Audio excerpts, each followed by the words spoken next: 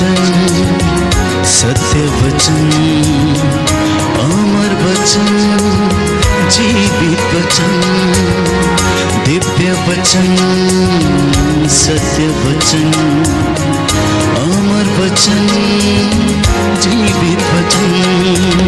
साई दा बामा बनी दा बामा बगरे सा निरे सा निरे सा निरे सा निरे सा। दिव्य वचन, सत्य वचन, अमर वचन, जीवित वचन, दिव्य वचन, दिव्य वचन।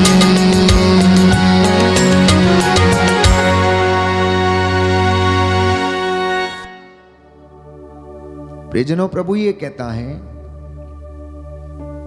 कि मैं उचित समय पर तेरे जीवन में जो तुझे चाहिए उसे प्रदान करूंगा।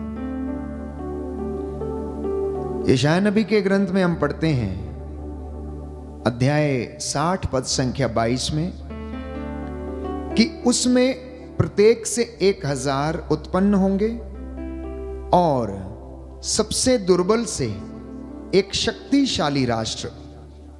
मैं प्रभु उचित समय पर यह सब पूरा करूंगा। तो प्रियजनों, उन्नति देने वाला परमेश्वर है।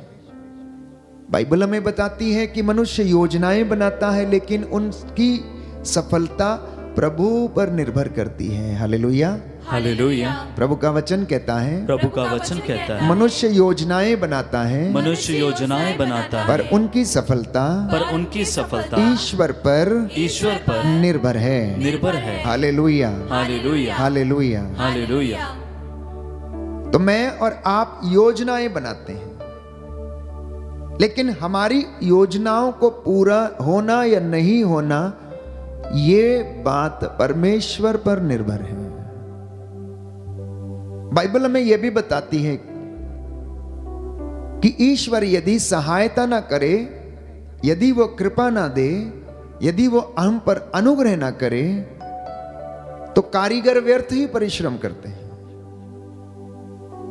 तो हमारा घर बनने के लिए, हमारे जीवन में आत्मिक उन्नति आने के लिए परमेश्वर को हमारे विषय में सोचना जरूरी है और तभी वो हमारी योजनाओं को आशीष देता और हमारे घरों में उनको पूरा करता है। यशायाह नबी के ग्रंथ अध्याय 61 पद संख्या 7 में हम पढ़ते हैं कि मेरी प्रजा को बहुत अपमान, तिरस्कार और अत्याचार झेलना पड़ा। ये उस समय की बात है जब इजरायली जनता, प्रभु की चुनी हुई प्रजा, मिस्र की गुलामी में थी और वो वहां से निर्वासित कर दी गई थी। प्रभु ने उस प्रजा के आंसुओं को देखा जब वो उसे पुकारते थे, रोते थे, आंसू बहाते थे, जब उन पर अत्याचार किया जाता था। तो प्रभु यशायाह नबी से कहता है कि मैंने अपनी प्रजा का अपमान देखा है, मैंने उनके आंसुओं को देखा है, जो अत्याचार उन्हें झेलना पड़ा है मैं उसे देख रहा हूं क्योंकि मेरी आंखें सब कुछ देखती हैं। इसलिए उसे देश में दुगनी विरासत मिलेगी, उसे चिरस्थायी आनंद प्राप्त होगा। बोलिए आमीन, आमीन, हालेलुया, हालेलुया। हे प्रभु, मैं इस वचन पर भरोसा रखता हूँ, हालेलुया, हालेलुया, हालेलुया, हालेलुया। तो जब परमेश्वर हमें बुलाता है तो उसकी योजनाएं हमारे विषय में ऐसी होती हैं, ऐसी गूढ़ योजनाएं वो बनाता है जिसे हम शायद समझ नहीं पाते। जब उसने इब्राहिम को बुलावा दिया तो उसे आशीर्वाद दिया और उसे उन्नति प्रदान की और उससे कहा कि मैं तेरी संतति को रेत के कणों के जैसे बना दूंगा। और उससे कहा आकाश की ओर देख, इसमें जितने तारे हैं तेरा वंश, तेरी संतति इन तारों के समान असंख्य होंगे। प्यारे भाइयों और बहनों, इन सारी उन्नति को प्राप्त करने के लिए, सफलता को प्राप्त करने के लिए प्रभु आज हमसे यह चाहता है कि हम उसकी आज्ञाओं का पालन करना सीखें। ईश्वर के द्वारा संहिता में जो नियम दिए गए हैं उनको हम पालन करना सीखें, क्योंकि बाइबल हमें बताती है कि आज्ञा पालन करने से ही नवयुवक और युवती निर्दोष आचरण कर सकता है, अन्यथा नहीं। लेकिन जो आज्ञाओं की उपेक्षा करता है वो अपने जीवन में, प्यारे भाइयों और बहनों, कष्ट सहन करता है। तो मूसा की संहिता में तमाम आज्ञाएं थी, 600 से ज्यादा आज्ञाएं हैं, जिनमें क्या करना है, कब करना, कैसे करना है समझाया गया है, क्या नहीं करना है वो बताया गया है। फिलहाल हम मसीहियों को यह जरूरी है कि हम बड़ी श्रद्धा और भक्ति के साथ प्रभु के वचन को पढ़ें, उसकी आज्ञाओं को जानें और उनका पालन करें, क्योंकि उन आज्ञाओं को जीवन में धारण करने के साथ ही हम ईश्वर की आशीष को ग्रहण कर सकते हैं। बोलिए आमेन, आमीन, हालेलुया, हालेलुया। तो प्रभु ये कहता है कि यदि कोई धनवान होना चाहता है, यदि कोई आशीर्वाद ग्रहण करना चाहता है, यदि कोई ये चाहता है कि परमेश्वर उसके जीवन में उसे उन्नति और सफलता दे, तो उसे आज्ञाओं का, नियमों का, विधियों का पालन करना अनिवार्य होगा। आपके लिए वचन पढ़ूंगा। प्रभु का वचन हमें बताता है, विधि विवरण ग्रंथ अध्याय 7 पद संख्या 12 और उससे आगे, यदि तुम इन बातों का, नियमों और निषेधों का ध्यान रखोगे और इनका सावधानी से पालन करोगे, तो प्रभु तुम्हारा ईश्वर तुम्हारे लिए अपना विधान और अपनी सत्य प्रतिज्ञता बनाए रखेगा। If you follow the teachings of the Lord will fulfill all the promises which He has made with us. जो उसने वादे शपथ पूर्वक हमारे पूर्वजों के साथ किए थे, प्रभु ये कहता है, मैं उसके प्रति सत्य प्रतिज्ञ बना रहूंगा। मैं समझता हूं कि जवाब हमारे सामने है कि अगर हम आशीष से वंचित हैं, अगर हम अनुग्रह से वंचित हैं, तो इसका मतलब यह है कि हम अनुग्रह के अधीन नहीं है। और जो व्यक्ति अनुग्रह के अधीन रहता है वो आज्ञा पालन करता है। जो बच्चा अपने माँ बाप के अधीन रहता है और आज्ञा पालन करता है, प्यारे भाइयों और बहनों, उसे आदर सम्मान मिलता है, वो अपने जीवन में उन्नति करता है। जो शिष्य अपने गुरु की आज्ञा का पालन करता है और उससे पढ़ाई लिखाई सीखता है, गुण सीखता है, जीवन के मूल्यों को सीखता है, वो अपने जीवन में उन्नति प्राप्त करता है। न केवल उसे धन संपत्ति में, परंतु उसके आध्यात्मिक जीवन में और सांसारिक जीवन में भी प्रभु उन्नति प्रदान करता है। बोलिए आमेन, आमीन, हालेलुया, हालेलुया। आगे लिखा है, जैसा कि उसने तुम्हारे पूर्वजों को शपथ पूर्वक वचन दिया था, वह तुमसे प्रेम करेगा, तुम्हें आशीर्वाद देगा, तुम्हारी संख्या बढ़ाएगा।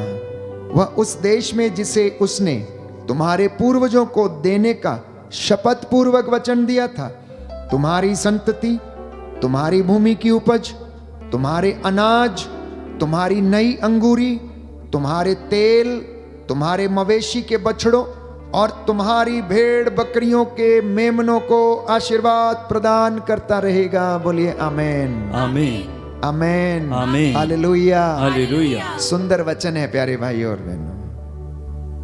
कई लोग शिकायत करते हैं, फादर जी मेरा बच्चा उन्नति नहीं कर रहा, मेरे खेत में फसल नहीं उगती, मैं बहुत मेहनत करता हूं लेकिन घर में पैसा नहीं रुकता, फादर मेरी तिजोरी हमेशा खाली रहती है। ये वचन आज आपसे और हमसे बातें करता है कि अगर तुम मेरी बातों को ध्यान रखोगे, आज्ञाओं का पालन करोगे, तो मैं तुम्हें आशीष दूंगा, तुम्हारी संतति महान होगी, तुम्हारे तेल, तुम्हारे मवेशी के बछड़े तुम्हारी भेड़ बकरियों के बच्चों को आशीर्वाद प्रभु देता रहेगा और तुमको अन्य सभी जातियों की अपेक्षा अधिक आशीर्वाद मिलेगा। मसीहों को, चुने हुए लोगों को, जो उसकी आज्ञा का पालन करते, उसके पीछे चलते, उसके अनुयायी बनते हैं, प्रभु ये कहता है तुम्हें अन्य जातियों से अधिक आशीर्वाद मिलेगा। Everyone who follows the teachings of the Lord, he will be blessed more than anyone else. तो मनन चिंतन का विषय यही है कि प्रभु ये कहता है जब ये बातें तेरे जीवन में होने लगेंगी, उपयुक्त समय आ जाएगा और मैं ये जान लूंगा कि तू अपनी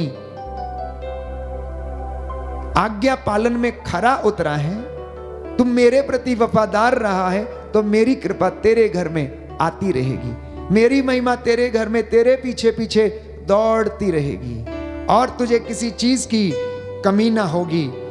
प्रभु ये कहता है कि प्रभु तुमसे सब प्रकार की बीमारियों को दूर रखेगा और तुम पर वे भयानक महामारियां नहीं आने देगा जिनका अनुभव तुमने मिस्र देश में किया, वह उन्हें उन लोगों पर ढाएगा जो तुमसे घृणा करते हैं। बोलिए आमीन। आमीन। ये आज का प्रतिज्ञा वचन है। If you follow my teachings, if you follow my teachings, the Lord will bless you. अगर आप उसकी शिक्षा का पालन करते हैं, प्रभु ये कहता है कि मैं तुझसे, तेरे घर से, तेरे जीवन से बीमारियां दूर रखूंगा, महामारियां तेरे घर के नजदीक ना आएंगी, मैं महामारियां तेरे घर पर ना ढाऊंगा। जो महामारियां मैंने मिस्रियों पर आने दी, उन पर ढाई, अगर तुम मेरी बातों को मानो, उनकी आज्ञाओं पर चलो, तो मैं उन विपत्तियों को तेरे नजदीक नहीं आने दूंगा। Hallelujah, hallelujah. हे प्रभु यीशु, हे प्रभु यीशु, इस वचन के द्वारा, इस वचन के द्वारा मेरे जीवन में, मेरे जीवन में शांति आ जाए, शांति आ जाए, चंगाई आ जाए, चंगाई आ जाए। Hallelujah, hallelujah. तो अल्टीमेटली प्रभु आपसे जो कहना चाहता है वो ये है, जिस तरह से हम पढ़ते हैं यशायाह नबी के ग्रंथ अध्याय 30 पद संख्या 15 में कि पश्चाताप और स्वीकृति में तेरा कल्याण है, वैसे ही प्रभु ये चाहता है कि आज्ञा पालन में ही तेरी भलाई है। आज्ञा पालन में ही तेरी भलाई है, संहिता के नियम पालन करने में ही तेरी भलाई है, परमेश्वर की बातों को मनन करने में तेरी भलाई है। स्तोत्रकार इसलिए ये कहता है, साम नंबर 119, स्तोत्र संख्या 119 पद संख्या 6, कि यदि मैं तेरी आज्ञाओं का ध्यान करता रहूंगा तो मुझे कभी हताश नहीं होना पड़ेगा। दाहिना हाथ उठाकर वचन दोहराइएगा।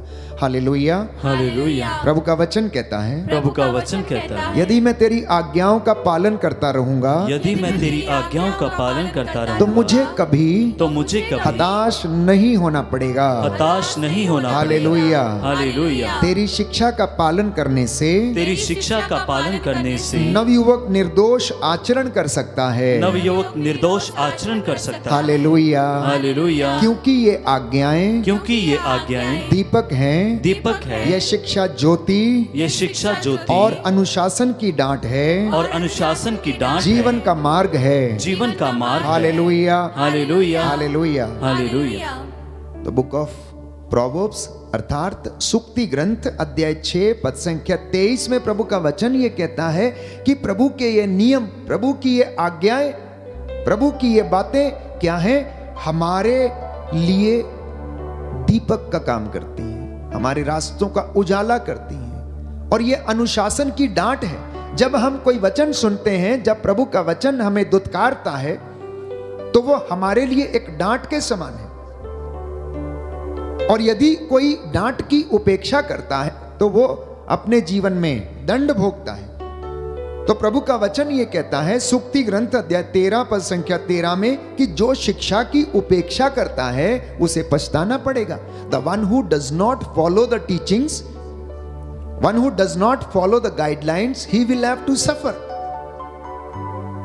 जो शिक्षा का पालन नहीं करता उसे पछताना पड़ेगा, किंतु जो आज्ञा का पालन करता उसे पुरस्कार मिलेगा। और प्रभु ये कहता है कि मैं उचित समय आने पर उसे पुरस्कार दे दूंगा। बोलिए आमेन। आमीन। हे प्रभु यीशु, हे प्रभु यीशु, आपका वचन आपका वचन मेरे जीवन में मेरे जीवन में 100 गुना फल लाए। 100 गुना फल लाए। Hallelujah, hallelujah, hallelujah. हालेलुया। तो पुरानी संहिता में हम पढ़ते हैं, वचन में हम पढ़ते हैं कि परमेश्वर का आदेश था कि तुम प्रभु को सर्वश्रेष्ठ बलिदान अर्पित करो, अपनी आय का दशमांश लेकर जाओ। कितना लेकर जाना है, कब लेकर जाना है, कैसे लेकर जाना है? प्रभु का वचन ये कहता है कि जब तुम वेदी के सामने उपस्थित होते हो तो खाली हाथ मत आओ।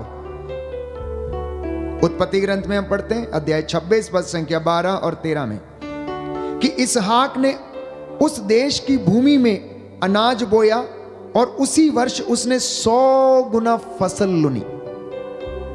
प्रभु के आशीर्वाद से वो धन संपन्न हो गया और प्रभु के आशीर्वाद उसके ऊपर बना रहा। वो अधिकाधिक लाभ उठाते हुए भेड़, गाय, बैल और बहुत से नौकर चाकर उसके पास घर में हो गए। उत्पत्ति ग्रंथ में हम दूसरा उदाहरण पढ़ते काइन और हाबिल का, कि हाबिल ने प्रभु के सामने उपस्थित होकर अपनी धन संपत्ति में से सर्वश्रेष्ठ चीज उपहार के रूप में परमेश्वर को चढ़ाई, लेकिन काइन ने ऐसा नहीं किया। काइन ने थोड़ी कंजूसी कर ली और उसने अपनी उपज का कुछ भाग प्रभु को समर्पित किया। कुछ भाग, थोड़ा सा। अरे भाइयों और बहनों, जब हम प्रभु के सामने आते हैं तो वहां पर प्रभु हमारी इच्छा देखता है। हम क्या देते हैं, क्या नहीं देते हैं, कितना देते हैं या नहीं देते हैं, वो मायने नहीं रखता है। हमारी इच्छा प्रभु जानता है। क्यों? क्योंकि वो हृदयों की थाह लेता है। इसलिए प्रभु ने विधवा के 2 अधेलों की प्रशंसा की। जब उसने देखा कि मंदिर में सब लोग बड़ा बड़ा दान कर रहे हैं, लेकिन एक विधवा आई जो शायद मजदूरी करके लौटी होगी शाम को, और उसने अपनी जीविका अर्जित की और उससे वो अपना भरण पोषण करेगी, और उसने अपनी जरूरत के लिए जो रखा था उसमें से परमेश्वर के घर में जाकर दान पेटी में डाला। और प्रभु ने उसके हृदय की थाह ली और उसे देखा और परखा और कहा कि इस विधवा ने सबसे अधिक डाला है, क्योंकि जो इसके लिए जरूरी था इसने वो डाला। तो परमेश्वर हमारे हृदय से, इच्छा से, जो हम उसके लिए आत्मा की सच्चाई और हृदय की सच्चाई से करते, उससे प्रसन्न होता है। और जब वो प्रसन्न होता है तो वो हमारे जीवन में अपनी योजना को पूरा होने देता है और कहता है कि उपयुक्त समय आने पर, सही समय आने पर मैं तेरे जीवन में ये करूंगा। बोलिए आमेन। आमीन। हे प्रभु यीशु, हे प्रभु मैं यीशु, विश्वास करता हूँ मैं विश्वास करता हूँ आप मेरे जीवन में, आप मेरे जीवन में अपनी मर्जी के अनुसार अपनी मर्जी के अनुसार वरदान प्रदान करेंगे। वरदान प्रदान हालेलुया, हालेलुया, हालेलुया। हालेलुया। तो हमें आज्ञा पालन के लिए, उन्नति प्राप्त करने के लिए ईश्वर की आशीष को ग्रहण करना अनिवार्य है। इसलिए सूक्ति ग्रंथ अध्याय 10 पद संख्या 22 में प्रभु का वचन कहता है कि प्रभु के आशीर्वाद से ही कोई व्यक्ति धनवान बन सकता है। परमेश्वर के अनुग्रह से ही कोई धनी बनता है। अगर परमेश्वर का अनुग्रह घरों पर नहीं, जीवन पर नहीं, परिवार में नहीं, बिजनेस में नहीं, संतति पर नहीं है, तो वो व्यक्ति धनवान नहीं बन सकता। पैसा होगा, आशीष नहीं होगी। पलंग होगा लेकिन नींद नहीं होगी। वो दरिद्र बनकर घूमता रहेगा, बेचैन रहेगा। घर अच्छा होगा लेकिन हो सकता है बीमार पड़ के उसी घर में पड़ा रहे। कई लोग हैं प्यारे भाइयों और बहनों, बहुत बड़े बड़े महल बनाए, सब कुछ हुआ, लेकिन इंसान की जो हकीकत है, इतने बड़े और सुंदर महल बनाता है लेकिन उसी में बीमार होकर पड़ा रहता है। इसलिए प्रभु का वचन ये कहता है कि प्रभु की नियमों का, विधियों का पालन करना अनिवार्य है। तभी हम लंबी आयु प्राप्त करेंगे, तभी हम जीवन को प्राप्त करेंगे, तभी हम उसने के द्वारा दी हुई इस आशीष को, जो जीवन के रूप में उसने हमें दी है, हम अपने जीवन में अच्छी तरह से प्राप्त कर पाएंगे। तो अगर आजकल हमारे जीवन में आशीष की कमी है तो इसका मतलब यह हो सकता है कि हम परमेश्वर की शिक्षा से बहुत दूर हैं। हम परमेश्वर की शिक्षा से बहुत दूर हैं। प्रभु यीशु जब सेवकाई करने के लिए नाजरेत, कफरनाहोम, गलीलिया, यरूशलेम, कैसरिया फिलिपी और गलील की झील के किनारे घूमता था, तो इन्हीं बातों को वो लोगों को बताता था, इन्हीं बातों को लोगों को समझाता था कि पिता ने मुझसे जो कहा है मैं वही तुम्हें बता रहा हूं। पिता की आज्ञा यह है कि हम उसे प्यार करें। जैसे पिता ने मुझे प्यार किया वैसे मैंने तुमको भी प्यार किया है, इसलिए तुम्हें भी एक दूसरे को करना चाहिए। जैसे मैंने तुम्हारे पैर धोए हैं वैसे तुम्हें भी एक दूसरे के धोने चाहिए। हम अपने समाज में अपनी परंपराओं में बंधे हुए हैं, इसलिए कभी हम एक दूसरे के पैर धोने से कतराते हैं, एक दूसरे को क्षमा करने से कतराते हैं, यह सोचकर कि हम छोटे हो जाएंगे। लेकिन प्यारे भाइयों और बहनों, प्रभु ये कहता है जो पिछले हैं वो अगले बनाए जाएंगे और जो अगले हैं वो पिछले हो जाएंगे। जो विनम्र हैं, हृदय के दीन हैं, ईश्वर के दर्शन करेंगे। क्षमा करोगे तो तुम्हें भी क्षमा किया जाएगा, क्षमा नहीं करोगे तो तुम्हें भी क्षमा नहीं किया जाएगा, दोगे तो तुम्हें भी दिया जाएगा। प्यारे भाई और बहनों, इसमें कोई दूसरा विकल्प नहीं है, ये आज्ञा है, ये प्रभु की आज्ञा है और उसको करना अनिवार्य है, क्योंकि यीशु ने ये कहा, मैंने अपने पिता से जो सुना था मैंने तुमको वही बताया, इसके अलावा मैंने तुम्हें कोई बात नहीं बताई। इसलिए ध्यान रखने की बात यह है कि परमेश्वर आपको याद करता है नित्य प्रतिदिन और यही चाहता है कि आप उसकी आज्ञाओं का पालन करें, उसके मार्गों पर चलें, अपने अपने रास्तों पर ना भटकें, अपने अपने रास्तों पर ना भटकें, क्योंकि परमेश्वर के घर जाने का एक ही रास्ता है। परमेश्वर के घर जाने का एक ही रास्ता। मैंने बहुत सारे लोगों को सुना है, ईश्वर एक है, उस तक पहुंचने के लिए भिन्न भिन्न मार्ग हैं। नहीं प्यारे भाई और बहनों, भिन्न भिन्न मार्ग नहीं है।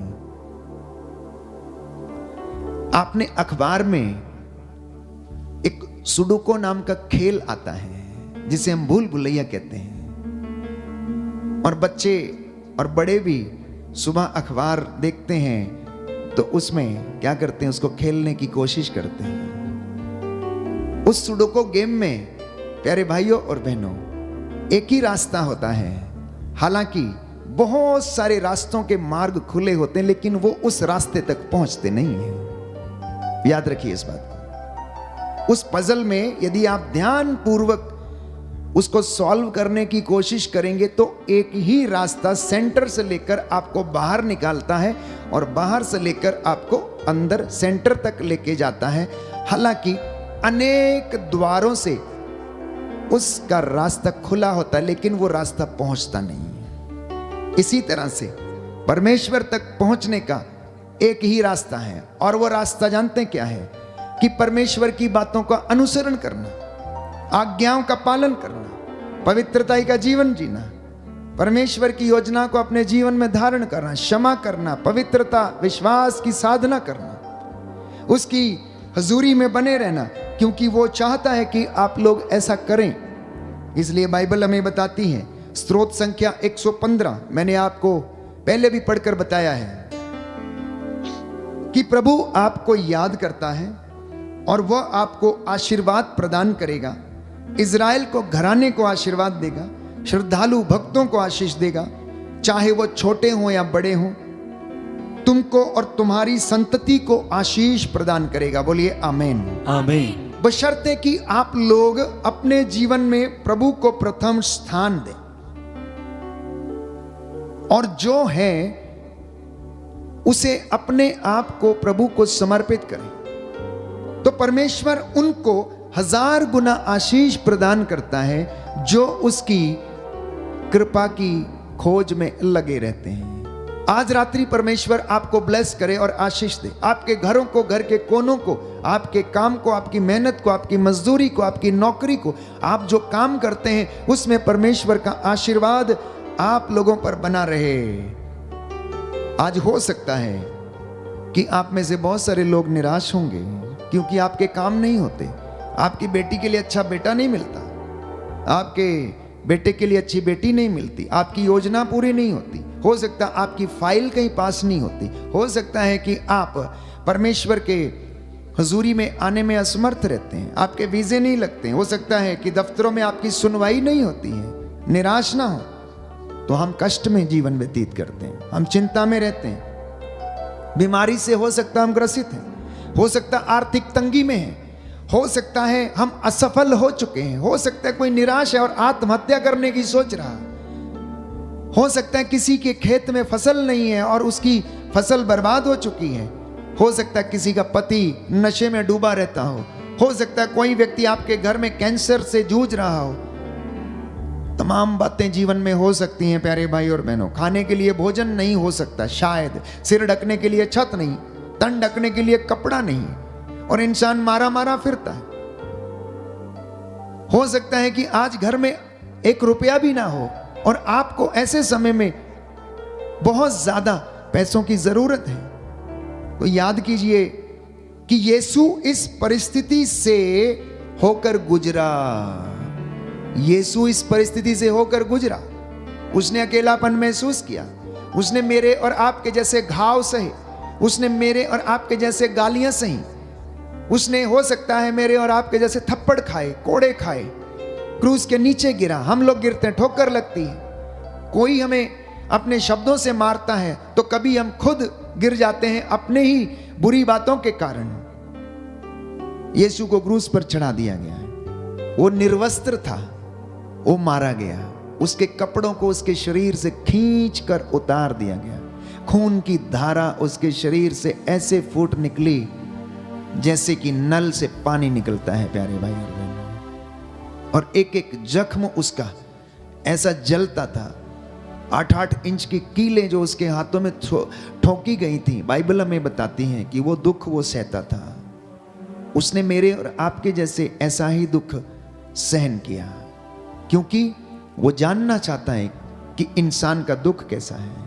अब तक वो गुप्त था, अब तक वो नबियों के द्वारा बोला था, लेकिन अब वो मनुष्यों के बीच में आया, क्योंकि मनुष्यों के बगैर वो नहीं रह सकता था। इसलिए उसने निर्णय किया कि मैं जाऊंगा, मैं ही इनका उद्धार करूंगा, मैं ही इनका उद्धार करूंगा।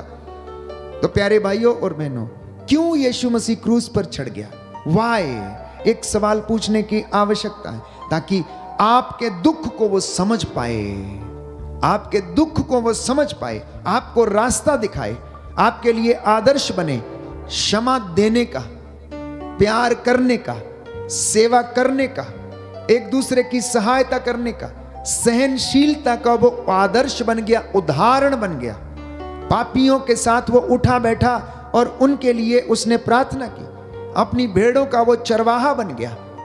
मेमना जो प्यारे भाइयों और बहनों चरवाहा बन गया, वही मेमना था और वही चरवाहा था। उसने अपने आप को अपनी भेड़ों के लिए, मेरे और आपके लिए कुर्बान कर दिया, ताकि शैतान आपका सर्वनाश ना कर सके, मौत पर वो फतह हासिल कर सके, पाप और श्रापों को वो तोड़ डाले, शैतान को वो हरा सके और उसका सिर कुचल डाले। जैसा कि उत्पत्ति ग्रंथ में लिखा है, मैं तेरे और स्त्री के वंश के बीच शत्रुता उत्पन्न करूंगा। बोलिए आमीन, आमीन, हालेलुया, हालेलुया। हे प्रभु यीशु, हे प्रभु यीशु, आपके इस प्रेम के लिए, आपके इस प्रेम के मैं लिए आपको धन्यवाद देता मैं हूँ। आपको धन्यवाद देता हूँ। Hallelujah, hallelujah. हे प्रभु यीशु, हे प्रभु यीशु, मैं वादा करता हूँ, मैं वादा करता हूँ आपकी आज्ञाओं का आपकी आज्ञा पालन करूंगा। पालन हे करूंगा। प्रभु यीशु, हे प्रभु यीशु, आपके वचनों में आपके वचनों अनंत में जीवन का संदेश है। अनंत जीवन का संदेश। हालेलुया। हालेलुया। तो प्रभु यीशु मर गया, गाढ़ा गया, तीसरे दिन पिता ईश्वर ने आत्मा के सामर्थ्य से उसे जिलाया और वो पिता के दाहिने विराजमान है। वो स्वर्ग में है, वो पिता के दाहिने बैठा हुआ है, वो आपके हृदय में है। वो आपके घर में है, वो जिंदा है, क्योंकि वचन में बताता है मैं जिंदा हूं इसलिए तुम भी जिंदे रहोगे, मैं जीवित हूं इसलिए तुम भी जीवित रहोगे। जो मुझ में विश्वास करेगा उद्धार पाएगा, जो मुझ में विश्वास करेगा वो बचेगा और उसका घराना भी बचाया जाएगा। विधि विवरण ग्रंथ अध्याय 7 पद संख्या 13 में हम पढ़ते हैं कि प्रभु ये कहता है कि वो आपको प्रेम करेगा, आपको आशीष देगा, आपकी संख्या बढ़ाएगा। वह उस देश में जिसे उसने तुम्हारे पूर्वजों को देने की शपथ पूर्वक वचन दिया था, तुम्हारी संतति, तुम्हारी उपज को आशीष प्रदान करेगा। और प्रभु ये कहता है कि मैं तुझे अनाथ छोड़कर नहीं जाऊंगा। योहन का सुसमाचार अध्याय 14 पद संख्या 18, ये उसका वादा है। और ये इसलिए कहता है कि तू मेरी आज्ञाओं का पालन कर और देख कि मैं उपयुक्त समय आने पर मैं तेरे जीवन में सब कुछ पूरा कर दूंगा। Hallelujah, hallelujah. क्यों ऐसा करता है? क्योंकि वो आपको प्यार करता है। कितने लोग महसूस करते हैं कि ईश्वर आपको प्यार करता है? मैं समझता हूं कि आप सभी कहेंगे कि प्रभु मैं आपको प्यार करता हूं, लेकिन यीशु ने क्या कहा? अगर तुम मुझसे प्यार करते हो तो मेरी शिक्षा पर भी चलोगे। अगर कोई व्यक्ति ये कहता है कि वो ईश्वर से प्रेम करता लेकिन उसकी आज्ञाओं का पालन नहीं करता तो वो झूठ बोलता है। अब हमें मनन चिंतन करने की आवश्यकता है। मसीहों, मैं नित्य प्रतिदिन आपके सामने प्रभु की ओर से उपस्थित होकर ये वचन देता हूं, तालीम देता हूं, जैसा कि परमेश्वर ने मुझे आज्ञा दी है कि मैं इस संहिता के वचनों की चर्चा आपके साथ किया करूं। इसलिए मैं आपसे कहानियों के द्वारा नहीं परंतु प्रभु के वचन के साथ रूबरू होता हूं, ताकि आप संहिता में क्या लिखा है वो जाने। आप संहिता में क्या लिखा है वो जाने। आप चुटकुले, कहानियां किताबों में पढ़िए और आनंद लीजिए। चुटकुले और कहानियां आप किताबों में पढ़िए और आनंद लीजिए। वो आपको हो सकता है संसारिक उन्नति प्रदान करें, लेकिन आत्मिक उन्नति यदि पाना है तो आपको ये प्रदान करेगा, बाइबल प्रदान करेगी, वचन प्रदान करेगा। और बाइबल ना केवल नैतिक शिक्षा परंतु आध्यात्मिक शिक्षा देती है। ये आध्यात्मिक शिक्षा से भरपूर है। इसलिए मसीहों को आत्मिक युद्ध करने की जरूरत है। जितनी ज्यादा आशीष चाहते हैं उतना ज्यादा आपको प्यारे भाइयों और बहनों प्रभु से प्रेम करना पड़ेगा। एक बच्चा जितनी बड़ी गिफ्ट चाहता है मम्मी से उतना ही ज्यादा उसे प्यार करना पड़ेगा, रिझाना पड़ेगा, रोज बोलना पड़ेगा, मम्मी आई लव यू, पापा आई लव यू, पापा मैं आपसे प्यार करता हूं, आप जानते हैं ना पापा मैं ये करूंगा, पापा मैं वो करूंगा, पापा मुझे साइकिल ला के देना, पापा मैं पास हो जाऊंगा तो मोबाइल ला के देना, पापा मैं आपको फर्स्ट आके दिखाऊंगा तब आप मुझे ला के देंगे। हाँ बेटा ला के दूंगा। आप में से हर माँ बाप यही अपने बच्चे को प्रॉमिस करता है और उसी तरीके से परमेश्वर भी अपने बच्चों से, आपसे और मुझसे ये वादा करता है कि तू मेरी आज्ञा मान, तू मेरे रास्ते पर चल, जैसा मैंने कहा वैसा कर और देख मैं तुझे आशीष दूंगा, तेरे जीवन में उन्नति दूंगा। प्यारे भाइयों और बहनों, प्रभु का एक एक वादा जो है वो सच्चा है, उसका एक एक वादा जो है वो सच्चा है। इसलिए विशेष तौर पर पवित्र चालीसे की इस अवधि में हमें परमेश्वर के नजदीक आने की जरूरत है, वचनों को पालन करने की जरूरत है, सेवा के कामों को करने की जरूरत है। क्यों? तभी हम प्रभु को खुश कर सकते हैं। इसलिए मैंने आपसे कहा कि इंसानों को खुश करने से अच्छा है परमेश्वर को खुश करें। इंसानों को खुश करने से अच्छा है परमेश्वर को खुश करें। इंसान पर भरोसा रखने से अच्छा है ईश्वर पर हम भरोसा रखें, क्योंकि बाइबल हमें बताती है, स्तोत्रकार कहता है कि तेरे मंदिर की सीढ़ी पर एक दिन बिताना 1000 दिन कहीं दूसरी जगह बिताने से अच्छा है। और वो दिन प्यारे भाइयों और बहनों अनुग्रह का दिन होगा, वो दिन अनुग्रह का दिन होगा। इसलिए मैंने आपसे कहा कि परमेश्वर आज की रात्रि आपसे ये बातें करना चाहता है कि मेरे बेटे, मेरी बेटी, तूने मेरा कहना नहीं माना, इसलिए तुझे कष्ट मिल रहा है। बाप अपने बेटे से कहता है, मैंने तुझसे कहा था ना कि तुम मत जाओ, इस रास्ते से मत जाओ, लेकिन तुम सुने नहीं, तुमने मेरी बात नहीं मानी।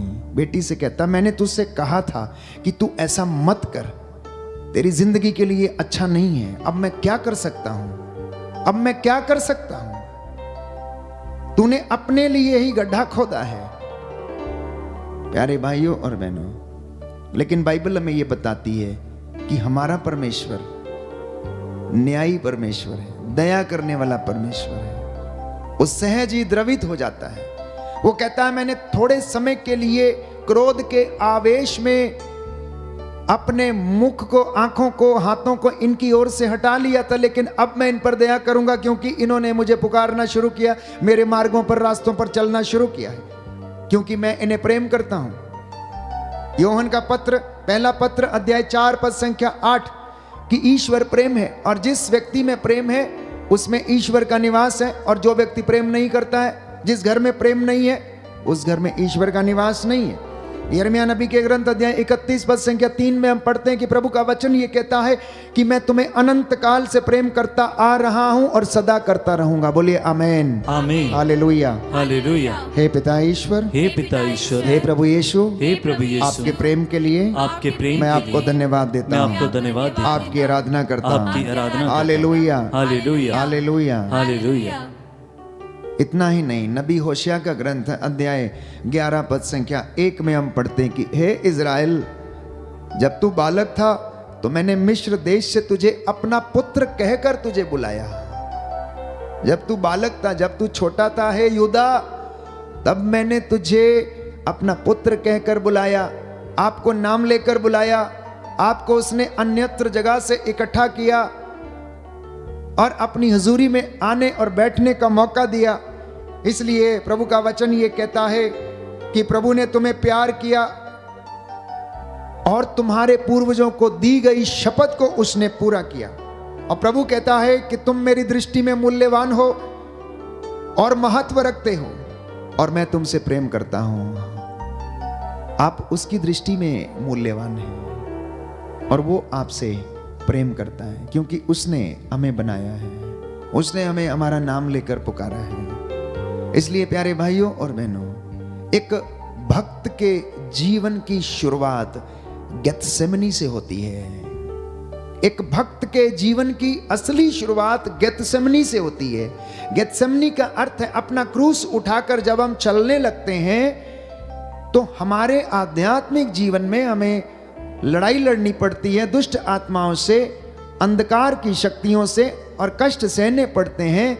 लेकिन वो लड़ाई खत्म कहां होती है जानते हैं? कलवरी के पहाड़ पर खत्म होती है। वो लड़ाई कलवरी के पहाड़ पर खत्म होती है। एक भक्त के लिए, एक याजक के लिए, एक धर्मसंगी के लिए, एक पुरोहित के लिए, एक प्रचारक के लिए, जो प्रभु की कृपा उसे मिलने वाली होती है, उसकी शुरुआत गेत्सेमनी से होती है और वो कल्मिनेशन तक तब पहुंचती है जब वो कलवरी पर पहुंच जाता है और अपने आप को पिता की इच्छा के अनुरूप समर्पित कर देता है। बोलिए आमीन, आमीन, हालेलुया, हालेलुया। हे प्रभु यीशु, हे प्रभु यीशु, मेरे जीवन में, मेरे जीवन में दुखों और कष्टों में, दुखों और कष्टों में सहायता दीजिए, सहायता दीजिए। Hallelujah, hallelujah, hallelujah, hallelujah, hallelujah. Hallelujah. तो मसीहों को आत्मिक युद्ध लड़ने की आवश्यकता है, तभी आप अपने जीवन में आज्ञा पालन कर सकते हैं। हमें अपने जीवन में आध्यात्मिक उन्नति में बढ़ने की आवश्यकता है। हर मसीह को, किसी भी डिनोमिनेशन का क्यों ना हो, चाहे वो कैथोलिक हो, मेथोडिस्ट हो, पेंटेकोस्टल हो, विश्वासी हो, anyone, everyone needs to read the word of God.